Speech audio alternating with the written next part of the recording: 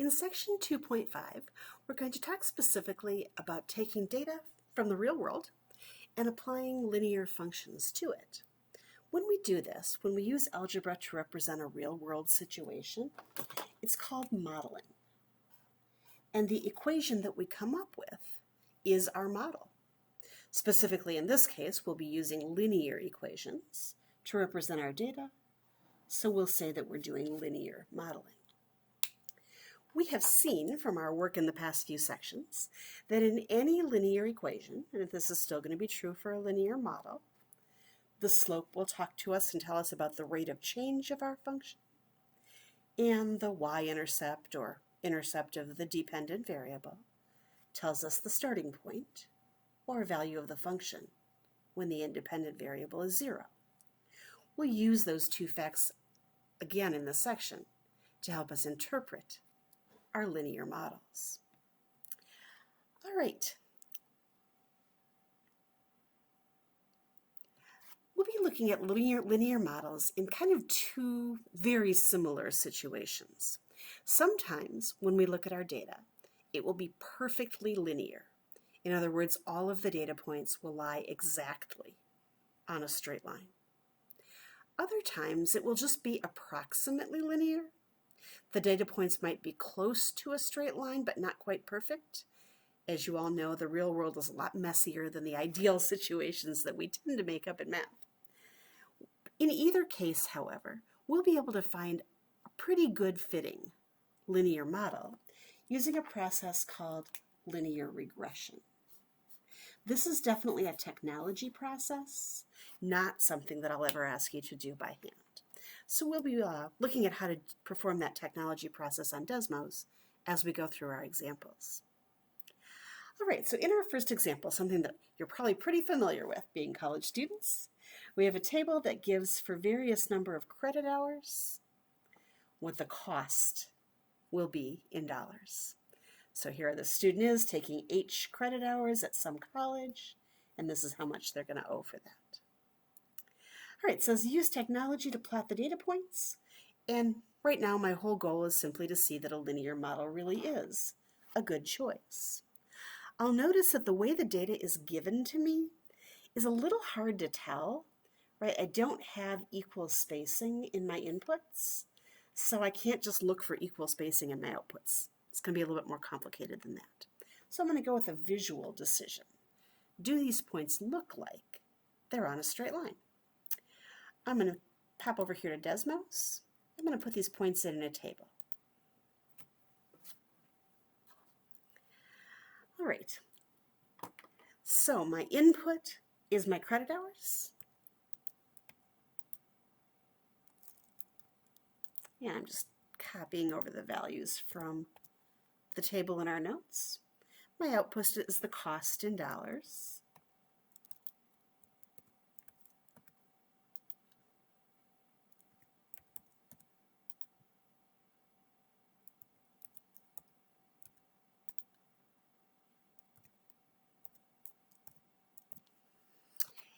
And before I do anything else, I just want to say one quick word about variables. You all know that the default in Desmos is x1 and y1. And if you want to, you can change those to h1 and c1, perfectly fine. Most of the time, it's easier just to go ahead and use the x's and y's here, but when I write down my answer, I am going to write it down in terms of the variables, the c and the h. So for the moment anyway, I'm going to leave the x's and the y's. All right, I'm not seeing my points plotted yet, and of course that's because my window is nowhere near large enough to accommodate these values. So I'm going to use this zoom fit over here on the side and click on that. And there we go. It adjusts my window, and now I can see some points that have been plotted. Those points certainly look like they're either in a straight line or very close to being in a straight line. And so for that reason, I'm going to say yes, I think a linear model is a good choice. So how can I conclude that? When we plot the points,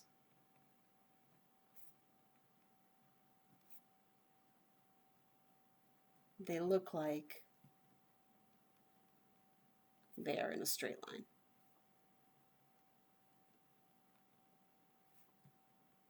or at least close. Sometimes it's really hard to tell just by looking whether it's perfectly straight or whether there's just a slight wobble. I'll show you how you can find that out in just a minute.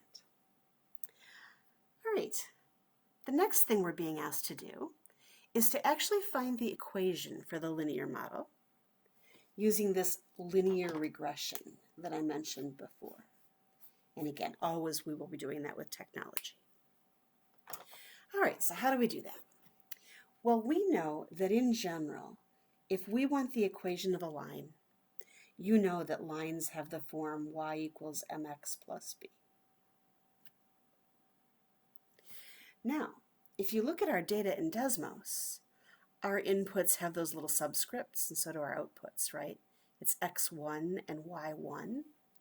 So when I do this in Desmos, I'm going to have to use y1, leave a little space here for a moment, and mx1 plus b. The little subscripts just tell Desmos that I'm specifically referring to the values in this table. Finally, how do I tell Desmos, hey, I want you to find me an equation? If I put in an equal sign, it thinks I'm giving it an equation. Instead, I'm going to put in this little tilde, and that tilde is always what you'll use to tell Desmos, find an equation, do regression, find an equation.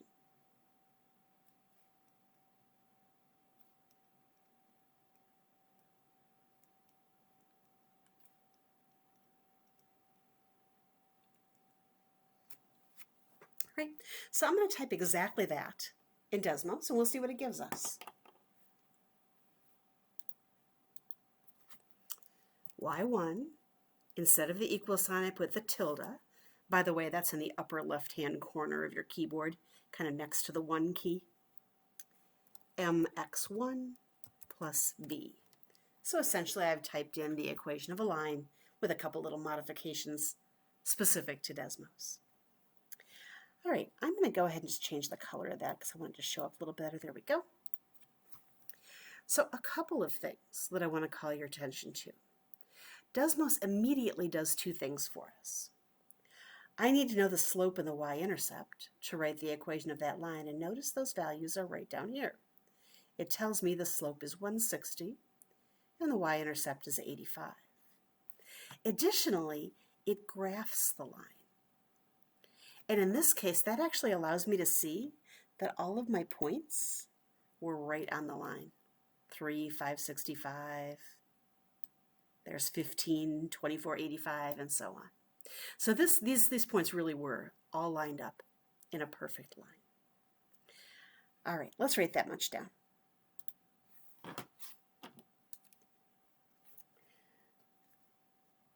Desmos told me M was 160 and B was 85. So now all I have to do is put everything together and use the variables that reflect my problem. So remember that our output was C, and that's going to be a function of the input H. So I'm going to start by writing this as C of H.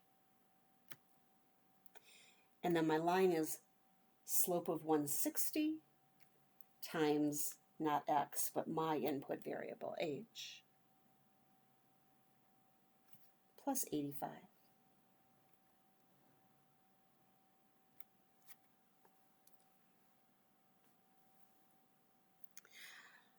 All right. There's one more thing that Desmos gave me that I'd like to talk about a little bit. When we did our regression, we were given a measurement that actually told us how well our model, our equation, fits the original data. This is called the correlation coefficient, R. And you'll notice over here Desmos not only gave me R, but it actually also gave me R squared. We're actually going to use R squared for the purposes of this class. The closer R squared is to 1, the better your model fits the original data. So you'll notice that in our problem over here, r squared is exactly 1.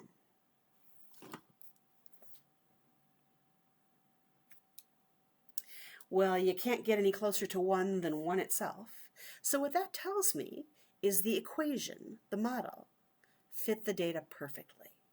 In other words, every point of our data is exactly on the line that is our model.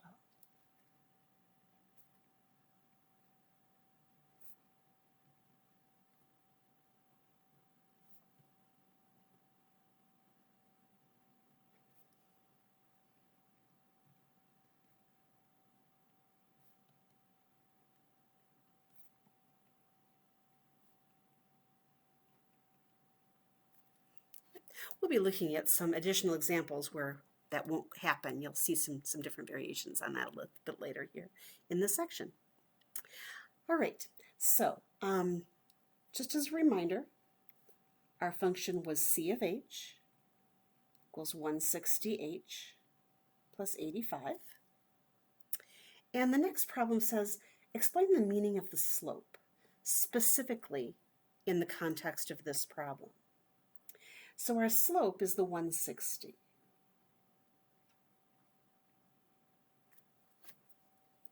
And this is a rate of change, right? This says that every time the hours go up by 1, the cost will go up by 160. Or phrasing that just a little bit differently, I can say the cost increases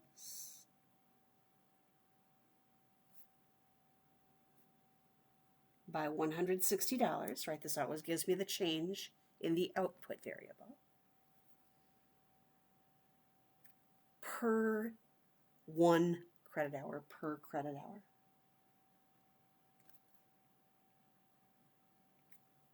So essentially at the college here for this data, they must charge $160 per credit hour.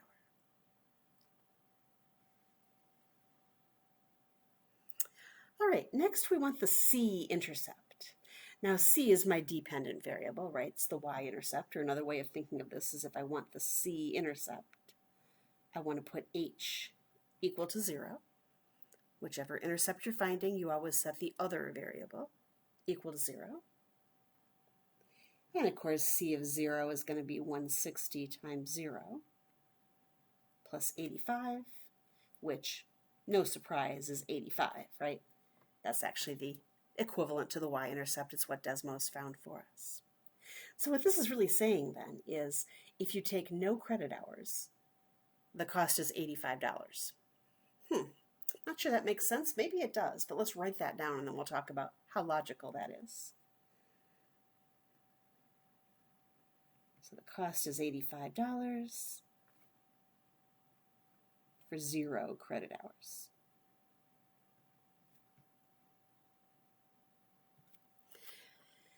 All right, if you've ever looked at your tuition bill, you probably know exactly what this is, right? No, we don't run around charging everybody in the world $85 if they're not taking courses, but you know that as soon as you register for anything, you're automatically assessed some sort of a fee. It's usually a registration fee, a student services fee, stuff like that. So this is basically, I'm going to say, something like a registration fee that gets assessed even before you register for a single credit hour. All right, one more question on this problem. Find the cost of taking 10 credit hours at this college. Document your work using function notation. So if we're going to go with 10 credit hours, we're being told that h is 10. We want the cost. So I want c of 10. And I plug that in, 160 times 10 plus 85. Got Desmos sitting right over here. I might as well use it to do the arithmetic.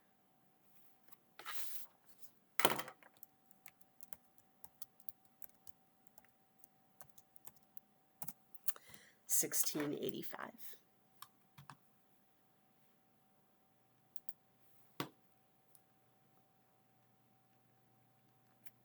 And that would be money, so $1,685.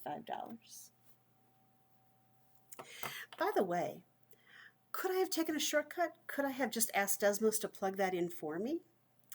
I could, but I'm not set up quite that way yet.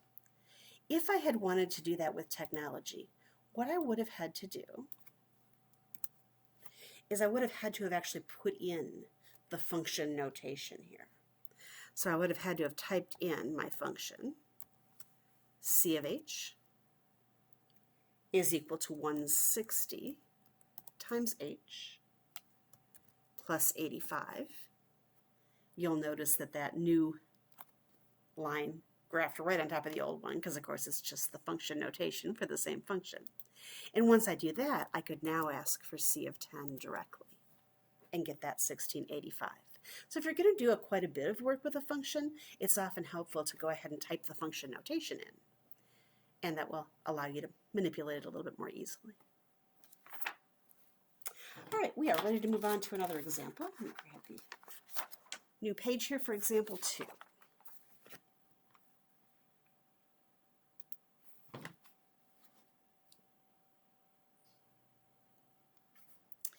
In this table, we're being given the number of cigarettes sold in billions in the United States for various years. So you can see that from 1980 to 2019, looks like we've got a decrease in smoking, at least a decrease in the sale of cigarettes, for sure. All right, T is supposed to represent the number of years after 1980. So I'm going to need a little T column here. And let's go ahead and fill that in right now. 1980 is 0, so this would be 10, 24, 30, 36, and 39 years after 1980. N is the number of cigarettes sold, so this is N. And then we're going to go ahead and use our technology to plot the data points, and hopefully we'll see that a linear model is a good choice. So let's get rid of all that tuition data here. Putting in a new table. And again, you can put the T's and the N's in right now. I tend to just use the X's and the Y's until I'm ready to actually write my function notation.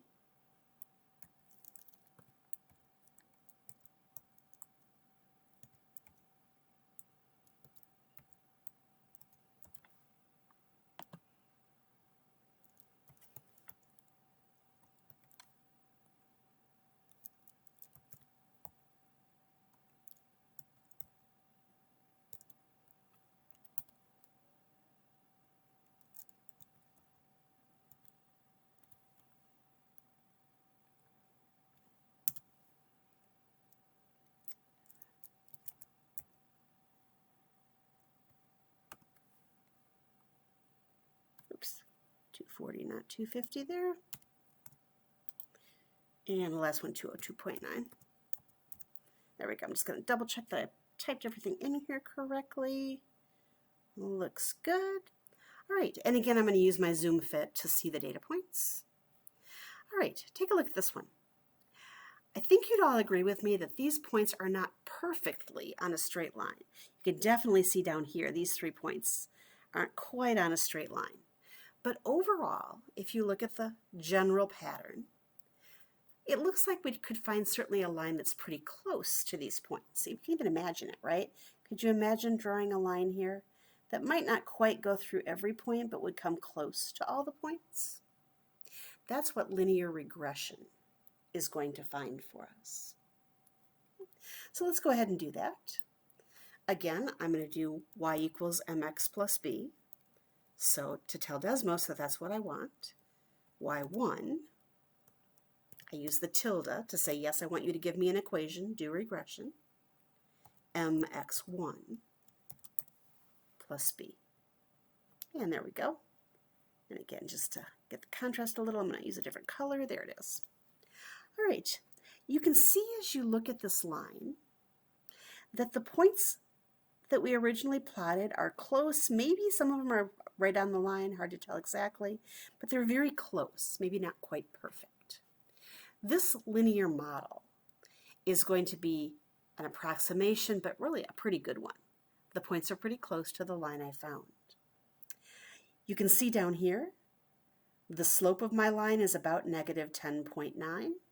Negative slope makes sense. This is decreasing. And the y-intercept is about 626. Here it is up here, a little over 600. Makes sense, right? Look also at the r-squared. Not quite 1, right? It's not a perfect fit, but it's very close to 1, 0.9978. So it's a really, really good fit, just not quite perfect. All right, let's translate all of that to our paper.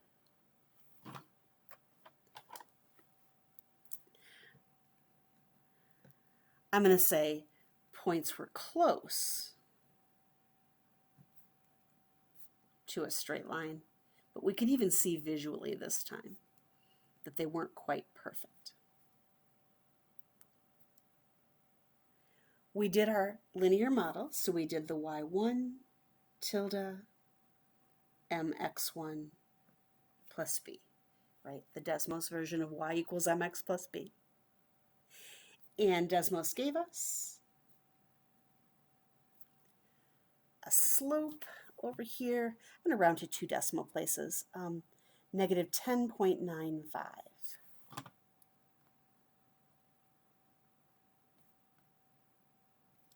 And our y-intercept, call that 625.93.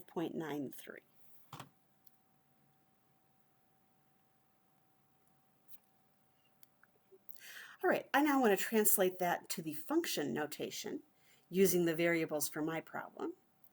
So my output n is a function of t, and that's going to equal negative 10.95 times t plus 625.93.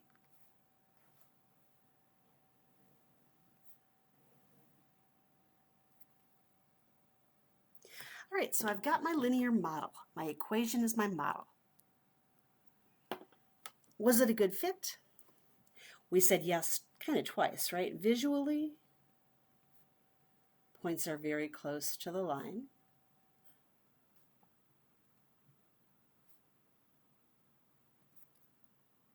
But also, the correlation coefficient, the square of it really, r squared was 0.9978. So statistically,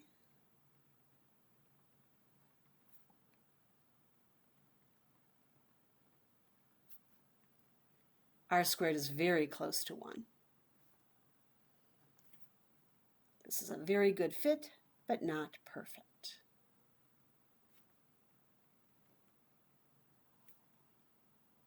And again, that's because it was impossible to find a line that actually contained all of those points. All right, the next thing we're being asked to do is to write a sentence explaining the meaning of our slope, again, specifically with the context of this situation. So our slope was the negative 10.95.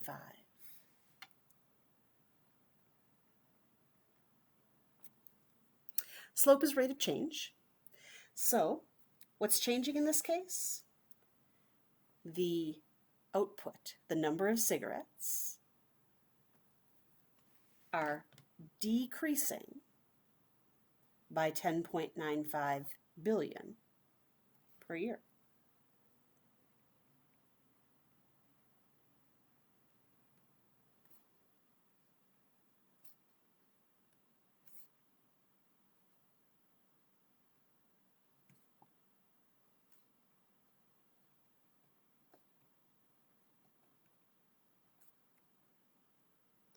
Be sure, by the way, when you write these slope statements that you get your units in here. If I left off the billion, that doesn't make a whole lot of sense. What, we're selling 11 fewer cigarettes a year? That's not very significant. No, it's almost 11 billion per year. So it really changes the meaning when you're careful with your units. All right, we have a few more questions about this problem. And because there are quite a number of questions here on page 53, I'm going to go ahead and say it might be worth my time to go ahead and type in the function notation with the n's and the t's, and then I probably can use Desmos to help me out with quite a bit of this. So let me go back over here briefly, and I'm going to go ahead and say, great, this did what I needed it to do. I'm going to turn off the points, and I'm going to turn off the line that they gave me, and I'm now going to type in my function. N of t, oops, I gotta click there first, there we go, n of t was negative 10.95 times t plus 625.93.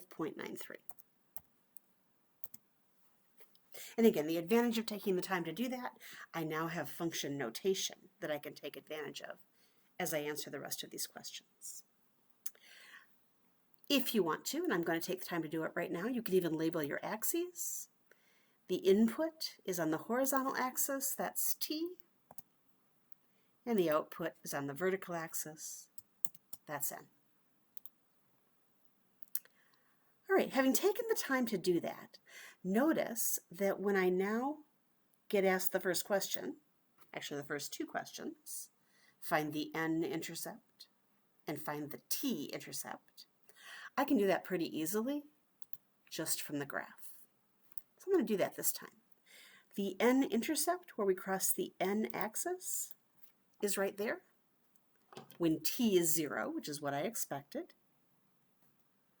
N is 625.93. I'm just writing that point on my paper for part E. We'll go back and interpret it in a minute. And then part F wanted the t-intercept. That's over here, where we cross the t-axis, and that's at 57.16, comma 0 for n. All right, so I found those 2 points this time with Desmos. Could I have found them by hand? Certainly. I could have plugged in 0 for t here, and 0 for n there. And I could have found those same values, but we're going to take advantage of our technology this time and do it that way. All right, what does it mean? Well, keeping in mind this is t and this is n. This is t and this is n. When t is 0, we are in the year 1980. And that would be the number of billions of cigarettes sold.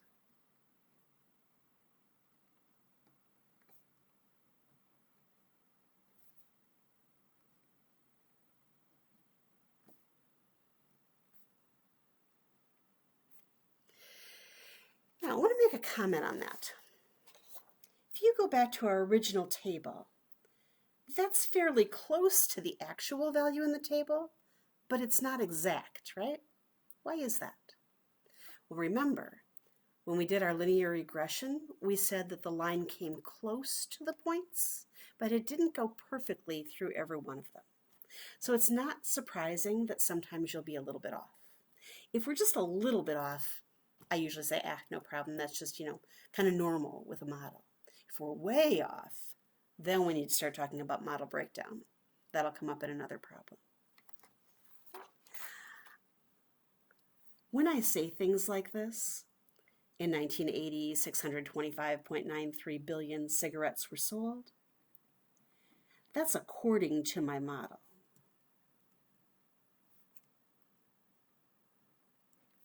Now, I'm not going to require you to write those words every single time, but you should keep it in the back of your mind that whenever we're making predictions based on our linear model, our predictions are according to the model, and they may be slightly off from the real life values.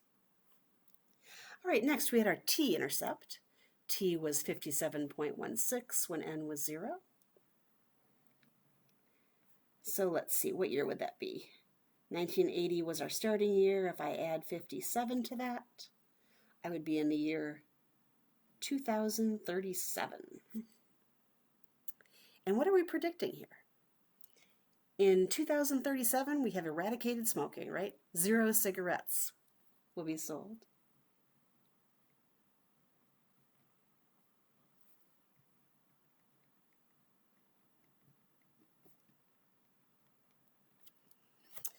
Now, we're not there yet, of course, but I'm going to say that it's probably pretty unlikely that in another 10 or 15 years, we're going to completely eradicate cigarette smoking. So you might consider this probably model breakdown.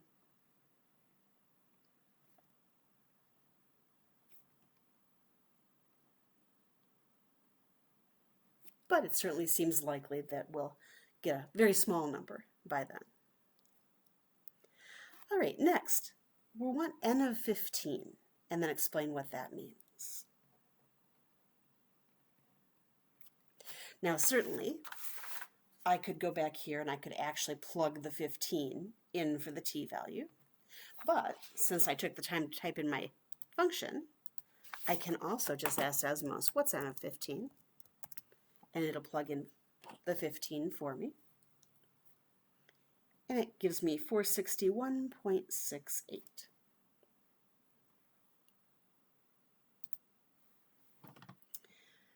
All right, so again, this is my t, the input. The output is the n. So this means again, starting in 1980, we've gone 15 years later. So in 1995, there were 461.68 billion cigarettes sold.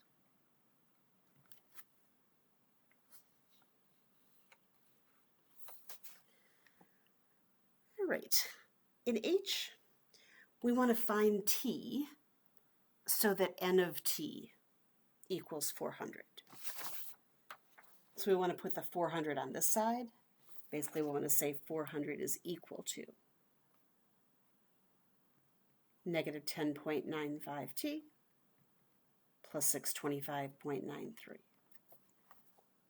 Now, you certainly are capable, I'm sure, of solving that equation by hand. It's not too bad. But I want to remind you, you can also use technology to solve it quickly without having to do a whole lot of math by hand. I want to know when the output is 400. So if I just add the line y equals 400 here, it allows me to click right on that point, and I can see with an in point of 20.63, I do get an output of 400. So t would be 20.63.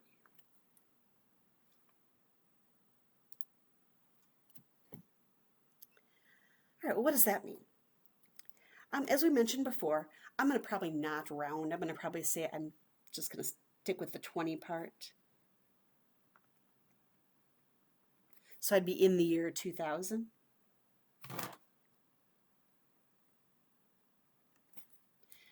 $400 billion cigarettes were sold.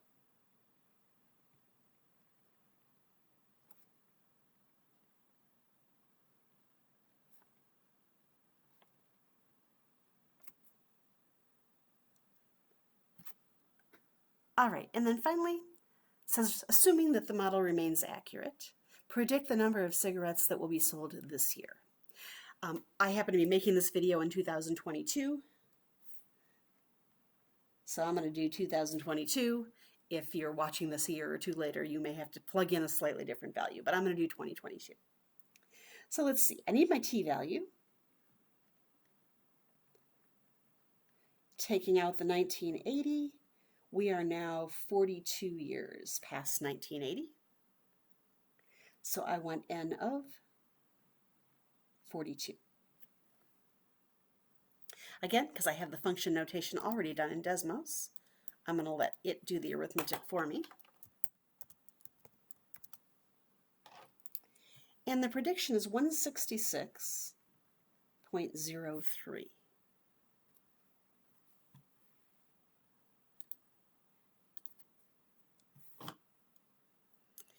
All right, so writing that down, the number of cigarettes then would be 166.03 billion.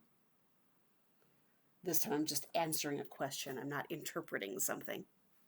So I can answer just the 166.03 billion. All right, we have one more example.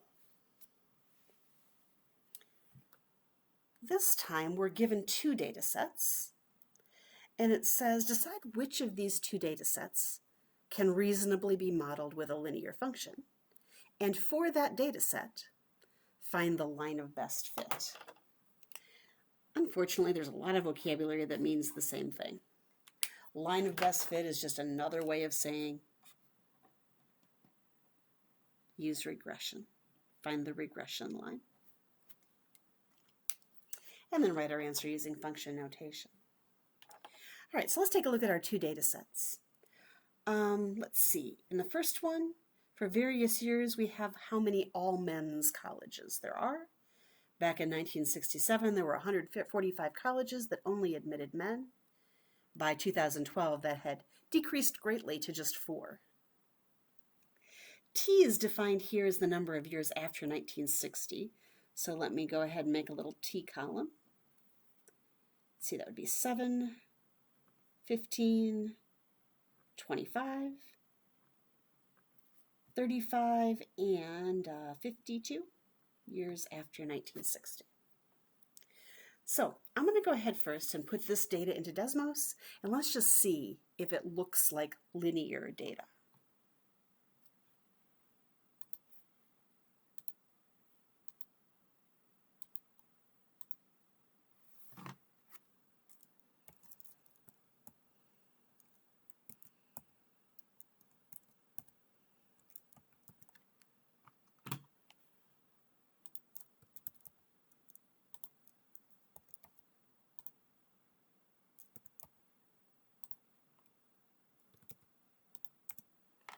All right, zoom fit here. Okay, well, I'm not too excited about saying this is linear. The first few points weren't too bad, but then we see it changes a lot, right? In fact, this line here would have to bend, it wouldn't be straight anymore in order to accommodate those last few points. So I do not think this data is linear. We'll have to learn some other types of mathematical functions before we're ready to find a model for this data.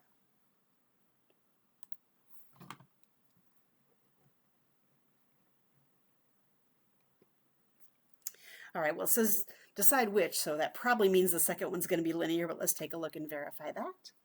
The second set of data for various years gives us the value of the yogurt sales in the United States. Looks like people are eating more yogurt, right? From 2001 to 2010, the value of the yogurt sold in this country has certainly increased. So in this case, T is years after 2000. Make my little column here for T. Be 1, 3, 5, 8, and 10. And I'm going to go ahead and try and put this data in and see if this looks more linear than the last one did.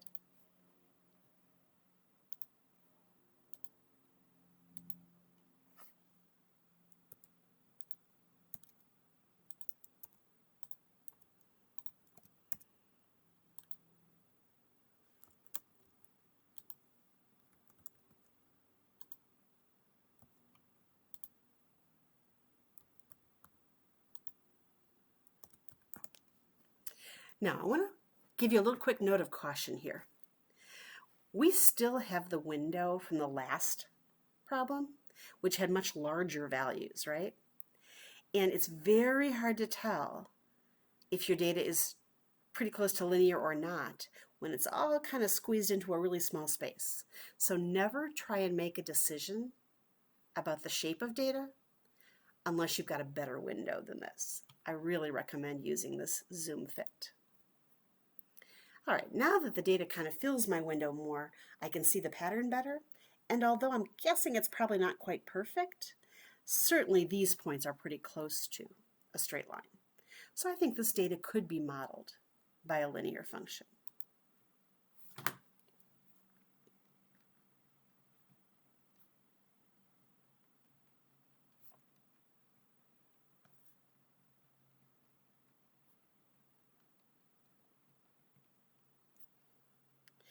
All right, we're going to do our usual. To find a linear model, we're going to go y1 and then the tilde, mx1 plus b, right? The y equals mx plus b version for Desmos. And that's going to give us our slope and y-intercept.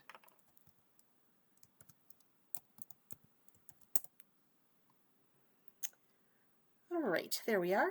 You can see the line here is pretty close to all the points. The last couple are a little off, but not bad.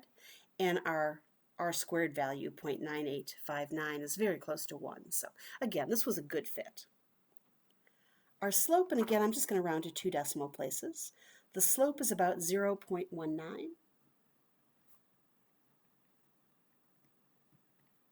And b is about 2.09. So I just wrote those values down so we can use them. I guess we can still see it as well. All right, if I'm going to write this using function notation, my output here was n, and it's a function of t.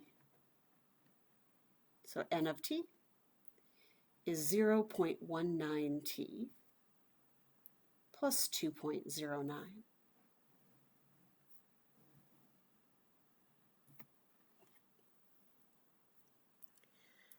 Our slope is 0.19. And in terms of the meaning, right, it always describes how your output is changing. So the yogurt sales are increasing this time, right, positive slope.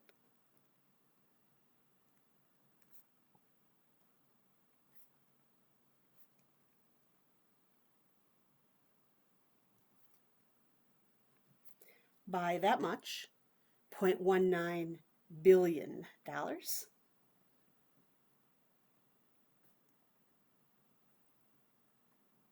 And that's per year. Our input is years. So that describes our slope as a rate of change.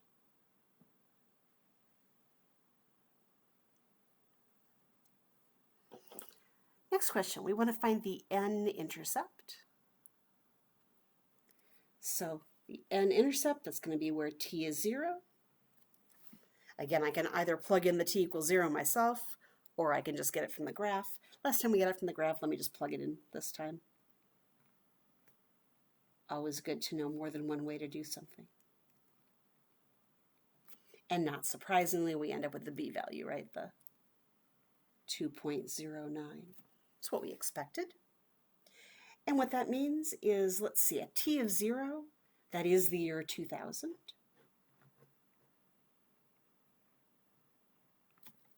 Yogurt sales were $2.09 billion.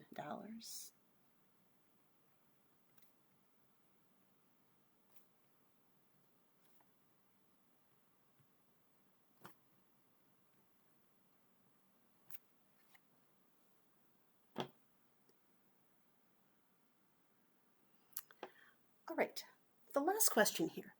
Find the 0 of the function, n of t. We haven't used that word a lot, but we've used it a little bit, right? The 0 of the function means set your output or set your function to 0.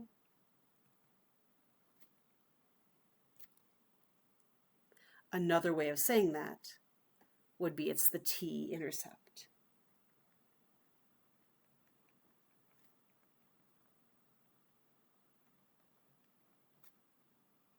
Where we put n equal to 0. Right?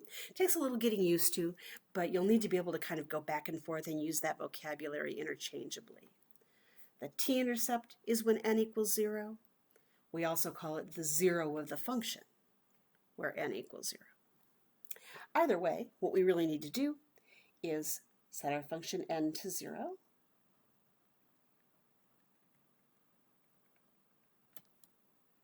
And again, I could have solved this on the graph, but this time I'm going to solve it by hand.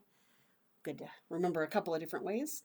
If I subtract the 2.09 from both sides, and then I just need to divide negative 2.09 by 0.19.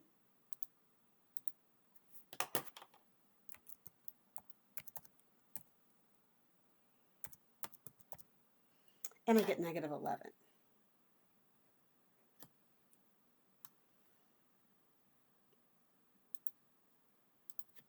Oops, sorry about that. There we go. All right, so the 0 of the function is t equals -11. And then I need to explain what that means. We've certainly had situations where negative values of our variable don't make any sense. So let's first ask ourselves the question, does a negative t value make sense? Let's see, t was the number of years after 2000. So to me, it kind of makes sense that I can interpret this as the number of years then before 2000. I think that negative t value can be made to make sense in this case. Again, I'm interpreting the negative as just meaning before rather than after 2000. So, what does that put me in 1989?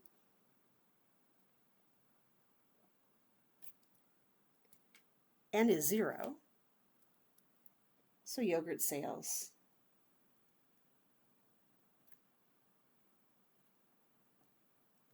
were $0. In other words, no yogurt was sold. Most of you watching this probably were not alive in 1989, but I certainly was, and I can guarantee you we were eating yogurt in 1989. This is definitely model breakdown.